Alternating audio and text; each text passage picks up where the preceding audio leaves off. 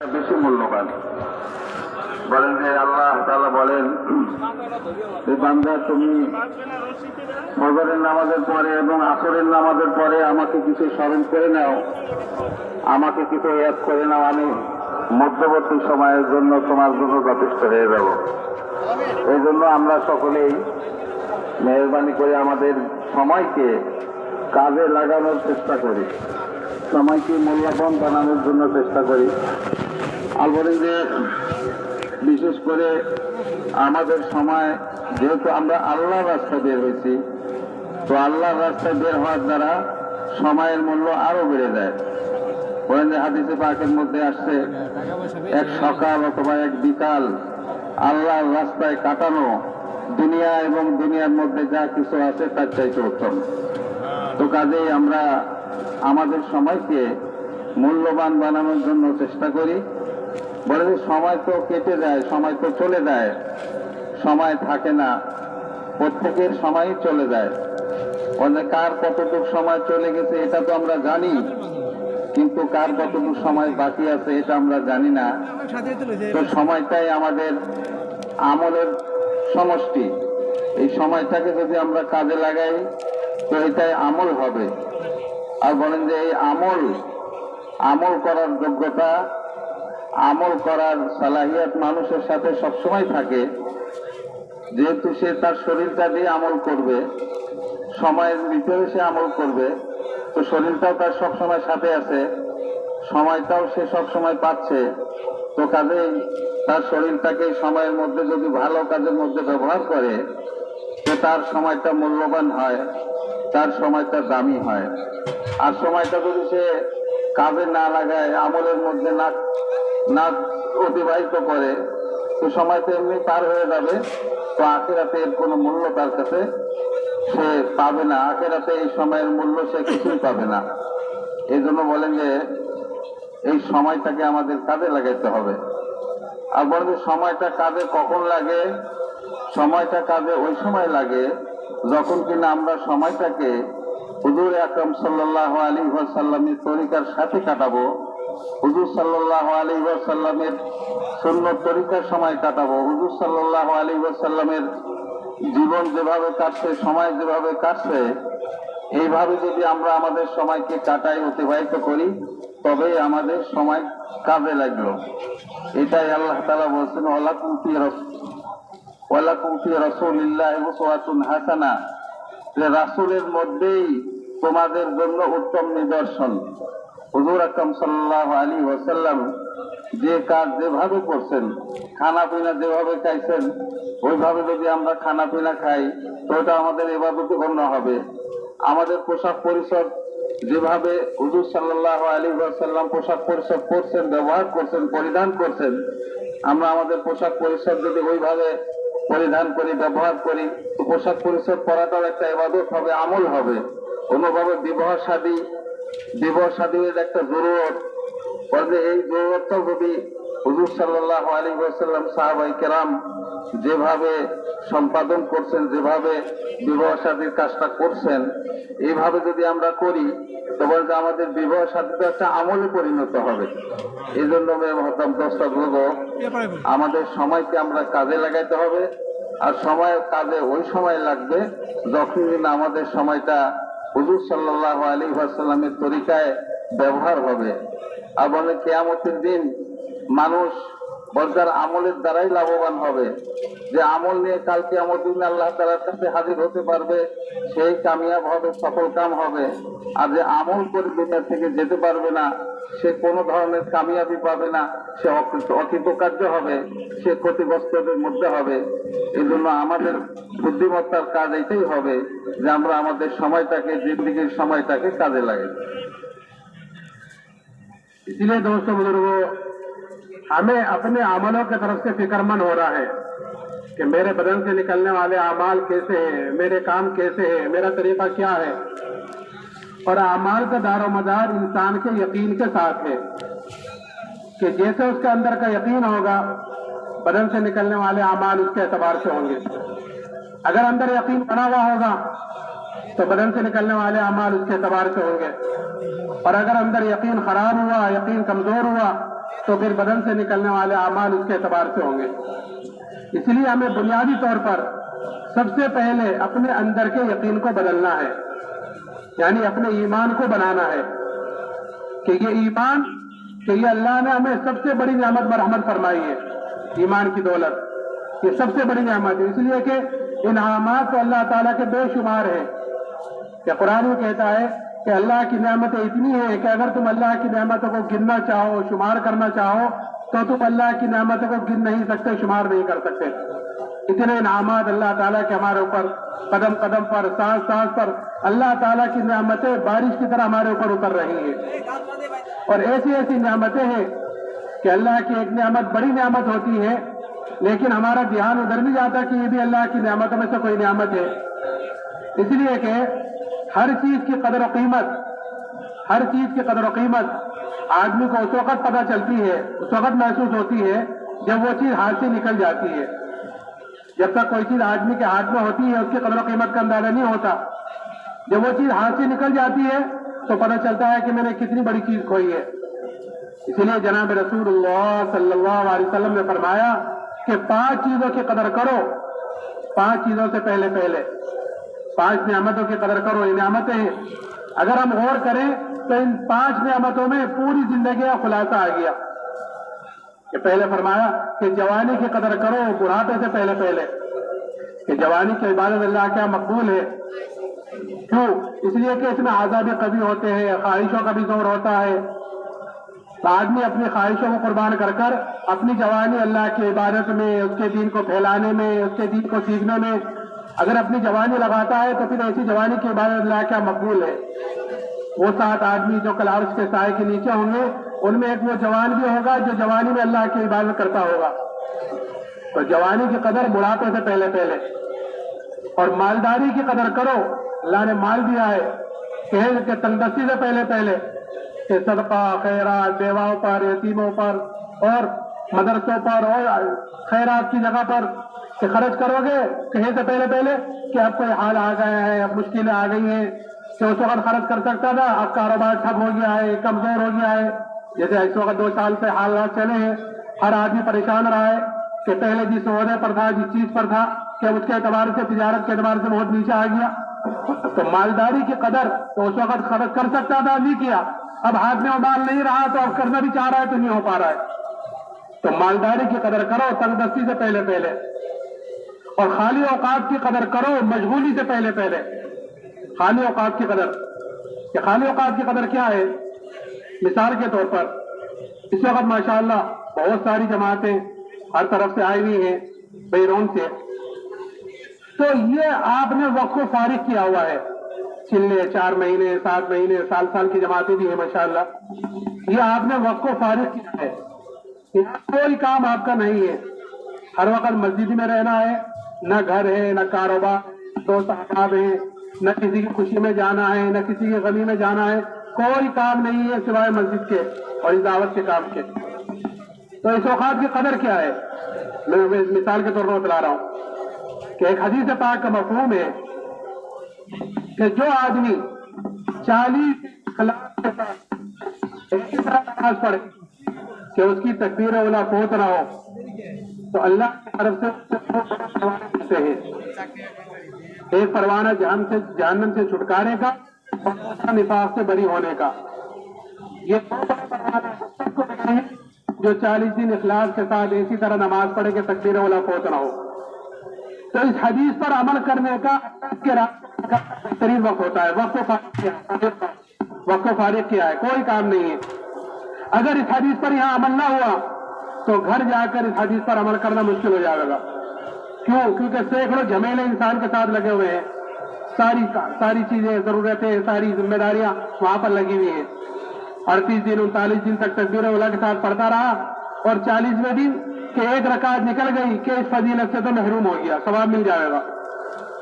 تو میں نے بتلایا مثال کے طور پر کہ خالی اوقات کی قدر کیسا اور ہم اللہ کے راستے میں ہیں. ہم اپنے عملوں کی قدر کریں، اپنے اوقات کی قدر کریں کہ جماعت بانماز پڑھنے کی ہم فکر کریں تاکہ ہم ان چیزوں اس فضیلت کے اندر ہم داخل ہو جائیں. تو خالی اوقات کی قدر کرو مشغولی سے پہلے اور صحت کی قدر کرو بیماری سے پہلے. हाँ, आदमी टलाता है, टलता है चीजें सेहत के जमाने में कि ठीक है, कर लेंगे, देख लेंगे, सोच लेंगे, कि टलाता है शैतान। लेकिन सेहत, इसलिए हजरत अली रजी अल्लाह तआला अन्हु फरमाते थे कि दो चीजों में ताखिर नहीं होती, वो अचानक आ जाती है, अल्लाह हिफाजत फरमावे। एक तो फकर एकदम आता है कि हालात आ गए, कारोबार पर नुकसान हो गया तो एकदम जहां था वहां से एकदम नीचे आ गया। और दूसरे बीमारी भी अचानक आ जाती है, अल्लाह हिफाजत फरमावे। तो इसलिए कि सेहत की कदर करो बीमारी से पहले पहले, और जिंदगी की कदर करो मौत से पहले पहले। तो ये 5 चीजें बतलाई हैं, और इन 5 चीजों में पूरी जिंदगी का मजमुआ आ गया अगर हम गौर करें। तो मैं कह रहा था कि इनामात अल्लाह ताला के बेशुमार हैं, लेकिन इन तमाम नेमतों में जो सबसे बड़ी नेमत अल्लाह ने मुझे और आपको मरहमत फरमाई है, वो ईमान की दौलत है। इससे बड़ी कोई नेमत नहीं है, इसलिए कि अल्लाह ने कामयाबी नाकामी का दारोमदार दुनिया की किसी चीज पर नहीं रखा है। अल्लाह ने कामयाबी नाकामी का दारोमदार ईमान और अमाल सालिहा के साथ रखा है, कि ईमान के बगैर कोई अमल काबिल कबूल है ही नहीं। ईमान है, अमाल सालिहा नहीं है, तो फिर कल क़यामत के दिन उसकी सजा भुगतनी पड़ेगी। या अल्लाह गफूर रहीम है, वो माफ कर दे तो फिर उसे कौन पूछने वाला है। तो ईमान के बगैर तो कोई काम, कोई चाराकार है ही नहीं, कामयाबी का कोई सवाल है ही नहीं। तो ये ईमान अल्लाह ने मुझे और आपको मरहमत फरमाया है। लेकिन दोस्तों बुजुर्गों, जो चीज इंसान को बगैर मेहनत के, बगैर मुजाहिदे के, बगैर कुर्बानियों के जो चीज इंसान को मिलती है, इंसान के अंदर उसकी कदर कीमत कम होती है बनिस्बत उसके जो चीज इंसान मेहनत कर हासिल करता है। जिस चीज पर आदमी का जान माल वक्त लगता है, जिस चीज के लिए आदमी कुर्बानी देता है, कि उसकी कदर कीमत ज्यादा होती है, और जिस चीज पर ये चीज नहीं लगती कि उसकी कदर कीमत कम होती है। कि ईमान कि हमें बगैर मेहनत के, बगैर मुजाहिदे के, बगैर कुर्बानियों के, कि ये ईमान हमें मिला है, इसलिए हमारे अंदर इस ईमान की कदर कीमत कम है। इसलिए जनाब रसूलुल्लाह सल्लल्लाहु अलैहि वसल्लम ने ईमान की और ईमान वाले की अल्लाह क्या क्या हैसियत है, क्या कदर कीमत है, वो बतलाई है। और सहाबा के अंदर इस कदर कीमत को उतारा है कि क्या कदर बतलाई है, कि यह कदर बतलाई है कि जब तक ईमान वाला इस दुनिया में मौजूद रहेगा, यानी एक भी अल्लाह अल्लाह कहने वाला इस दुनिया में मौजूद रहेगा, अल्लाह ताला इस सात जमीन आसमान के निजाम को बाकी रखेगा एक ईमान वाले की वजह से। इस वक्त तो करोड़ों मुसलमान हैं दुनिया में, कि सब दुनिया से चले जावे और हम में से एक बाकी रह जाए, तो इस सात जमीन आसमान के निजाम बाकी रहेगा। ये ईमान की कदर है ईमान वाले की। और कीमत क्या बतलाई कि अगर राय के दाने के बराबर ईमान को बचा कर ले जाता है, तो फिर अल्लाह ताला इस दुनिया से 10 गुनी बड़ी जन्नत मरहमत फरमाएगा। अब जिसका ईमान जितना ऊंचा होगा, जिसका ईमान जितना आला होगा, कि कल कयामत के दिन उसकी उतनी बड़ी जन्नत होगी।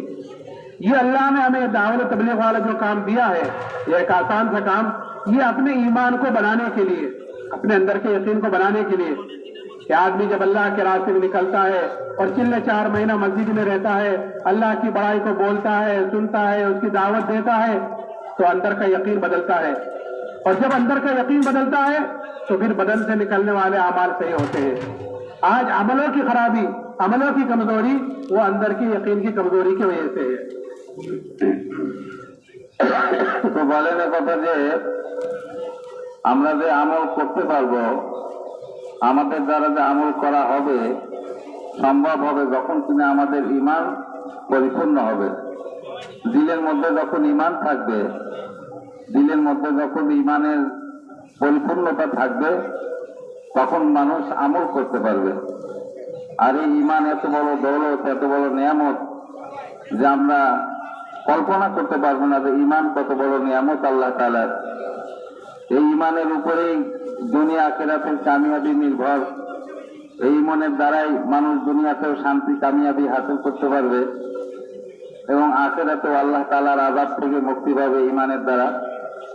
তো বলেন যে এমনি তো আল্লাহ তাআলা আমাদেরকে অসংখ্য অগণিত নিয়ামত দান করছেন, এবং এটাই আল্লাহ তাআলা কোরআনে পাকের মধ্যে বলছেন, ওয়াইন তাউদ্দু নি'মাতাল্লাহি লা তুহসুহা, যে তোমরা যদি আল্লাহ তাআলার নিয়ামতের গণনা করো তো তোমরা আল্লাহ তাআলার নিয়ামত গণনা করে শেষ করতে পারবে না। আল্লাহ তাআলা এত নিয়ামত তোমাদেরকে দিয়েছেন। তো বলেন যে এই নিয়ামত সমূহের মধ্যে সবচাইতে বড় নিয়ামত হলো ঈমান। তাছাড়াও বলেন যে হাদিসে পাকের মধ্যে 5টা নিয়ামতের কথা বলা হয়েছে, যে 5টা জিনিসের কথা বলা হয়েছে, যে অপর 5টা আসার আগে এই 5 নিয়ামতকে তোমরা গনিমত মনে করো। তো যেন ওই যে 5টা নিয়ামতের কথা আল্লাহ রাসূল বলছেন, আমাদের জীবনের পুরাটা যেন ওর ভিতরে চলে আসছে, জীবনের যেন ওইটা খোলাসা এবং সমষ্টি। তার মধ্যে একটা বলছেন যে তোমাদের যৌবন কালকে গনিমত মনে করো বার্ধক্য আসার আগে।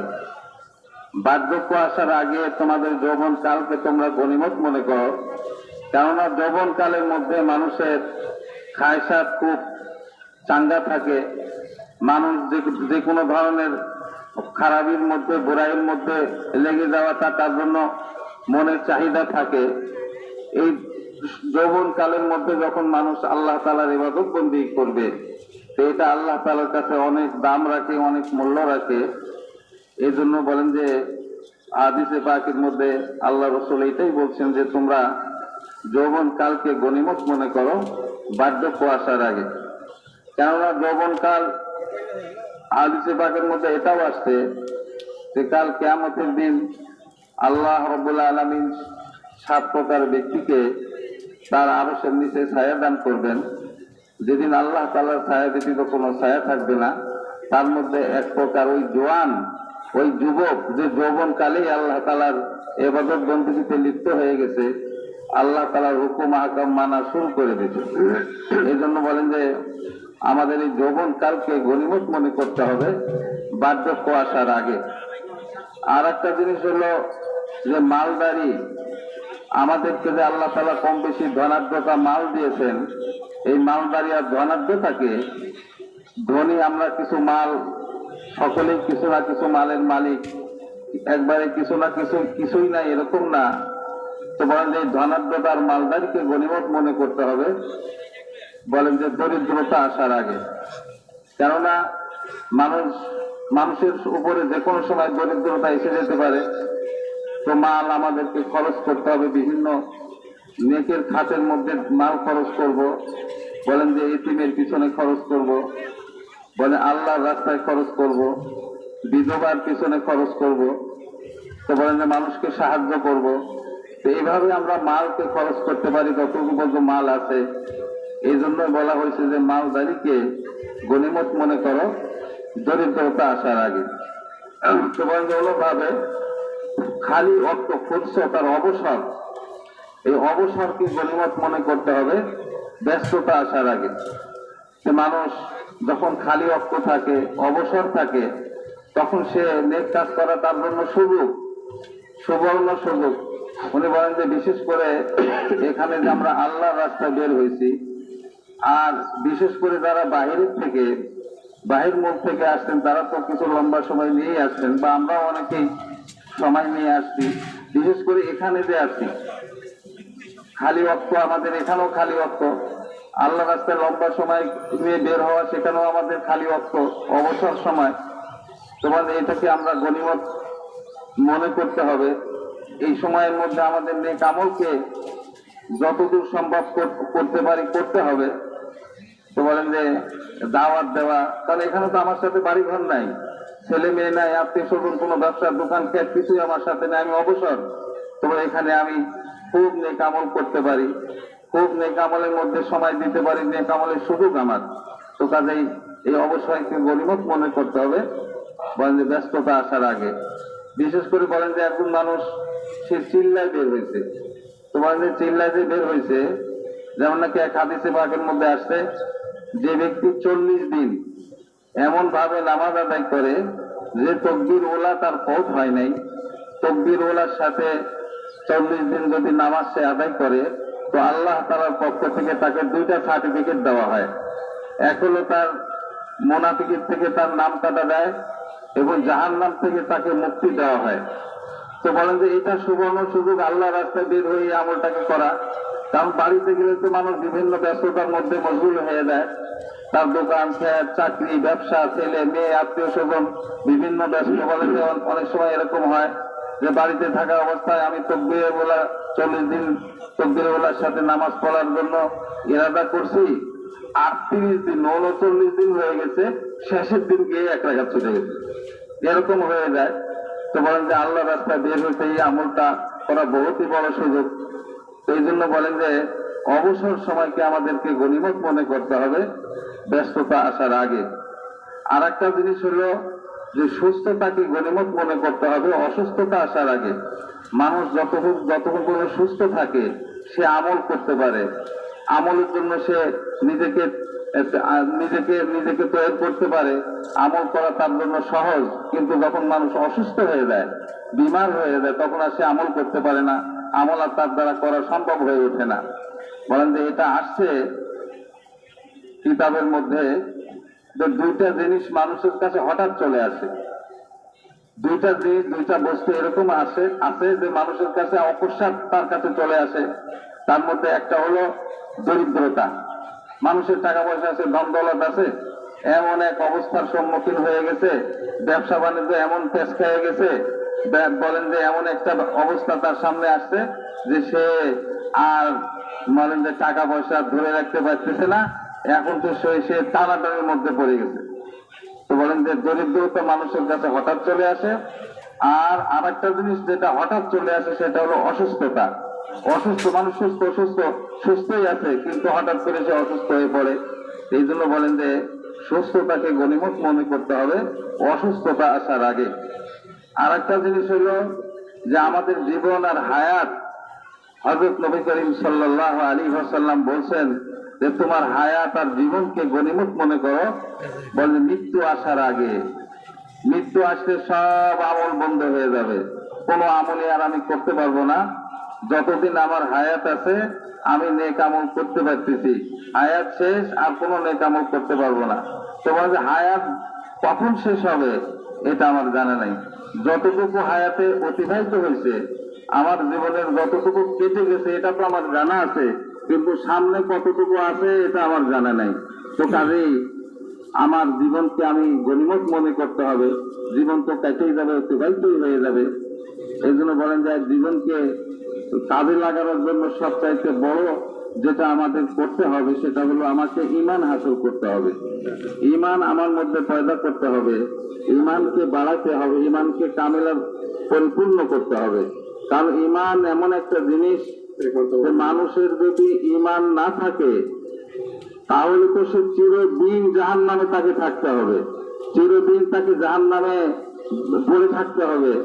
আর যদি ঈমান আছে আমলের মধ্যে কমি, ঈমান আছে আমলের মধ্যে ত্রুটি, তো বলেন যে সে হয়তো একদিন না একদিন জাহান্নামের মধ্যে আযাব ভোগ করে, বলেন যে জাহান্নামের মধ্যে শাস্তি ভোগ করার পরে সে একদিন না একদিন জান্নাতে সে যাবে। আর আল্লাহ তাআলা যদি কাউকে মাফ করে দেন, আল্লাহ তাআলা গফুরুর রহিম হিসাবে আল্লাহ তাআলা যদি কাউকে মাফ করে দেন সেটা তো আল্লাহ মাফ করেই দিতে পারেন, কিন্তু মাফ যে করবেন এটা তো নিশ্চয়তা নাই। তো বলেন যে ঈমান আছে আমলের মধ্যে ত্রুটি, শাস্তি ভোগ করে একদিন না একদিন সে জান্নাতে যাবে। তো বলেন যে এই ঈমান এত বড় দৌলত, ঈমান এত বড় নিয়ামত যে এর চেয়ে বড় আর নিয়ামত হতে পারে না। তো বলেন যে হযরত নবী করিম সাল্লাল্লাহু আলাইহি ওয়াসাল্লাম আমাদেরকে ঈমানের ব্যাপারে একটা ঈমানের কদর বোঝাইছেন, আর আসলে ঈমানের মূল্য বোঝাইছেন। তো বলেন যে ঈমানের কদর কি বলছেন? বলেন যে ঈমানের কদর এটা বলছেন যে আজকে দুনিয়াতে শত শত কোটি মুসলমান আছে, ইমানদার আছে, আল্লাহ বলনেওয়ালা আছে, কালেমা পড়নেওয়ালা আছে, এই সব মানুষ যদি দুনিয়া থেকে চলে যায় আর একজন ঈমানওয়ালা, একজন আল্লাহ বলনেওয়ালা যদি দুনিয়াতে থাকে, আল্লাহ তাআলা ওই একজন ঈমানওয়ালার বদৌলতে, ওই একজন ঈমানওয়ালার ওসিলায় আল্লাহ তাআলা সারা দুনিয়াকে টিকায় রাখবেন, সমস্ত সৌরজগৎ আর সমস্ত দুনিয়াকে আল্লাহ তাআলা বাকি রাখবেন ওই একজন ঈমানওয়ালার কারণে। তো এটা তো ঈমানওয়ালার কদর বোঝাইছেন। আর হলে ঈমানওয়ালার মূল্য যেটা বোঝাইছেন যে বলেন কথা যে কাল কিয়ামতের দিন একজন মানুষ তার কাছে যারা পরিমাণ যদি ঈমান থাকে, সামান্য ঈমান, খানা পরিমাণ ঈমানও যদি তার কাছে থাকে, আর এই অবস্থায় যদি সে আল্লাহ তাআলার কাছে হাজির হয়, বলেন যে হয়তো আল্লাহ তাআলা তাকে মাফও করে দিতে পারেন, বা সে শাস্তি ভোগ করলেও আল্লাহ তাআলা তাকে এত বড় জান্নাত দিবেন যে এই দুনিয়ার 10 গুণ বড় হবে সেই জান্নাত। এই জন্য এই জান্নাত ও অত বড় জান্নাতের যারা পরিমাণ ঈমানের কারণে সে হাসিল করতেছে। তো এই ঈমান আমাদের আল্লাহ তাআলার পক্ষ থেকে সবচেয়ে বড় নিয়ামত, এর চেয়ে বড় আর নিয়ামত হতে পারে না। তো বলেন যে ঈমানটা হাসিল মানুষ কেমনে করবে, ঈমান মানুষের হাসিল কেমনে হবে? তো বলেন যে ঈমান মানুষের হাসিল হবে যখন ঈমানের জন্য সে কি ত্যাগ স্বীকার করবে। তার কারণ হলো আজকে আমাদের কাছে ঈমানের মূল্য এই জন্য নাই যে ঈমানের জন্য আমরা কোনো ধরনের ত্যাগ স্বীকার করি নাই।